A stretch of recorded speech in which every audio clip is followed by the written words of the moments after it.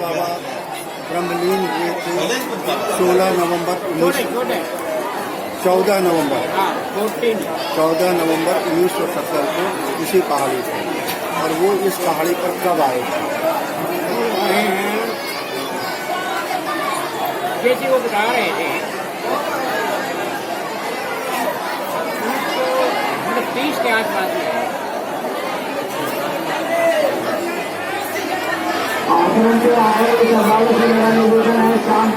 उसके पहले वो लाल बाबा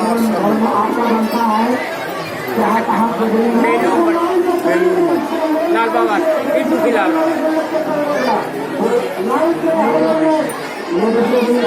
रहने वाले झुंझुनू जिला।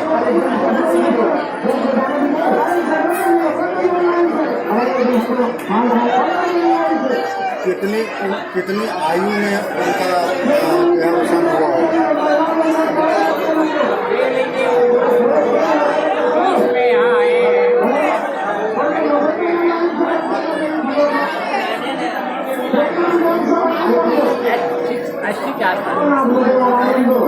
मतलब जन्म शायद इनका 1905 का है, 5 का है और 1970 में देहावसान। 1905 का नहीं, पहले 1850 5 का नहीं, पहले 1885।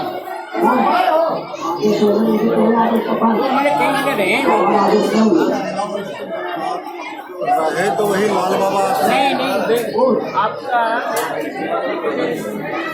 शांति निकेतन कहीं पर है। शांति निकेतन वहाँ रहे हैं, वो एक जगह हो रहे हैं। मुख्यतः इनको जो एक गया में जब वो अपने पिताजी का श्राद्ध करने गए उसी वक्त के नेताओं के व्यवहार से वो नाराज हो गए। पिताजी के इतिहास के बाद में उनका गया श्राद्ध करने के लिए गया के 15 लोगों ने अपना एक धोती गमछा लेकर के नदी स्नान करने के लिए गए। गंगा जी ने क्या किया, उनका जितना भी तो पैसा था बड़े सिक्का चलता जब निकाल दिया उसमें नकली रखा। जब आए वहाँ पे तो उनका नकली मिला, एक दो दिन चला नहीं तो मन में ये ग्लानि हुआ कि आज पैसे के चलते अब कहा भी नहीं जा सकता है कि आप हमारा चोरी कर लें। इनके दिन भर भूखे रहे, उनके मन में ग्लानि हुआ कि आज यदि मेरे पास में इतनी संपत्ति है और हम 10-20 हज़ार आदमी चुना सकते हैं, लेकिन ये माया हमारी आज चोरी हो गई, इसके चलते हम भूखे हैं, माया से परेशान। उसी दिन अपना कपड़ा वहीं खोल के पंडा जी के घर के पंडा जी के यहाँ घर में आगे लगी, एकदम नग्न हो गई। फिर जब पकड़ो मारो वाली बात हुई तो वहाँ से भागने के बाद वो लाल बाबा आश्रम के बाद में शमशान में बैठे गए। शमशान था तो शमशान में जाकर बैठा कि क्या जलाता है, क्या मरता है, क्या ये माया है, क्यों आदमी गिलानी, बहुत तरह की गिलानी हुई। वहाँ से वो 9 दिन तक बैठे रहे बिना अंजन। 9 दिन में एक महात्मा आते हैं कि इस तरह से साधना अच्छा नहीं, कर्म करके क्या करो तो तुम्हारा कल्याण हो। हम क्या कर्म करें, हमको यही समझना है कि मरता क्या है, तो माया क्यों परेशान करती है किसी को। वहाँ कोई एक मंत्र लिख के देंगे कि इसका तुम जाप करो, वो 3 दिन की लाल बाबा आश्रम में चले जाओ तो वहाँ दीक्षा ग्रहण करो, भेष धारण करो। लाल बाबा आश्रम में वो सारी बात बताए और वहाँ वो अपना भेष धारण करो। वहाँ से वो गए शांति निकेतन, वहाँ रहे कुछ दिन। लालवा आश्रम के पास शांति निकेतन रहे, तो वो मतलब किसी से मिलना नहीं चाहते थे। विरक्ति ऐसी हो गई। एक जमीन के नीचे घर था, उसमें घुस गए और 3 दिन तक उसी में अपना ध्यान मगन पड़े रहे। 3 दिन बाद में एक स्त्री जाती है, उनको खाना लेकर कि तुम 3 दिन से भूखे हो, खाए नहीं, ये खाओ। तो मन में ये हुआ कि हम यहाँ पर अंधेरे में पड़े हुए हैं, भूखे प्यासे पड़े हुए हैं, हमें कोई मतलब नहीं है, मरना चाहते हैं और यहाँ भी माया पिंड नहीं छोड़ती। वहाँ से निकल के चल गए। वहाँ से एक जगह वो कोई जगह का नाम है, वहाँ पहुँचे।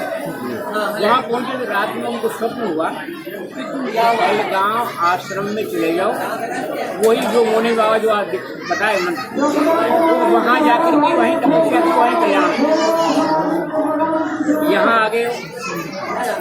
यहाँ आने के बाद में रहे, लेकिन उनका भोजन नहीं किया। बोले भगवान जी बकरे काटने वाले को देते हैं, हमको मिलेगा, हम मांगेंगे नहीं, बिना मांगे कोई देता नहीं।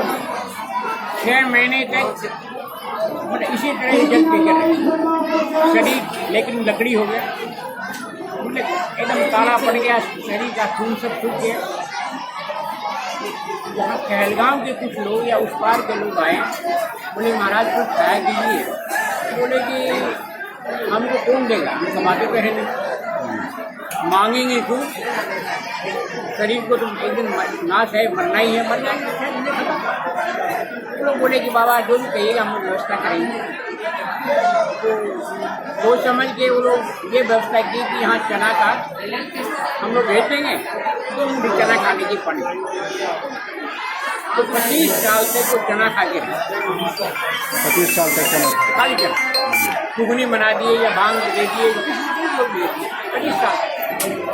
और 25 साल के बाद में भी वो जहाँ तक कोशिश किए कि लोग उनको बताना शुरू कर दिए कि यहाँ कोई नहीं आया, हमारे साथ पास कोई नहीं आया। धीरे धीरे लोगों का आवागमन किसी तरह से बढ़ गया।